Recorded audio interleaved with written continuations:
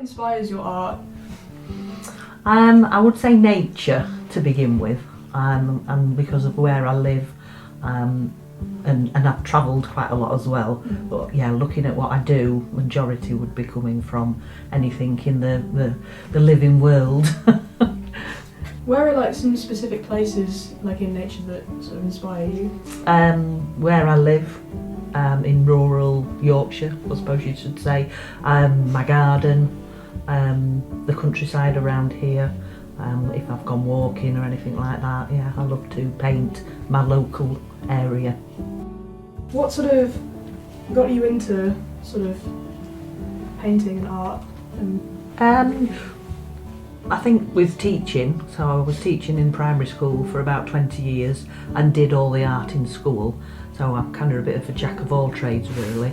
A very, very supportive head mistress that saw, I suppose, my potential and had me do absolutely everything in school that was creative. And then I started doing things for myself on my own. And then I've been fully self-employed now for about last 2 or 3 years. So I don't work in school anymore, but I teach other people, adults and children, all over Yorkshire. What kind of like mediums and stuff do you like prefer to use? I started off in watercolour, which is the hardest one to start in.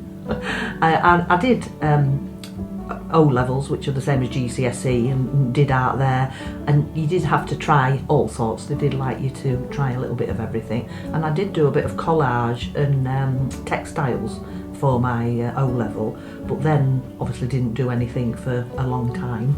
There was a big gap, but then got back into with watercolour and then progressed onto acrylic, on canvas, and now mixed media and collage, and using the natural things out of the garden like dried plants and foliage, and recycle things, paper from packaging I like to use as well, just to try and I just think it's a waste really when you can save the world. Do you have any sort of favourite pieces of yours?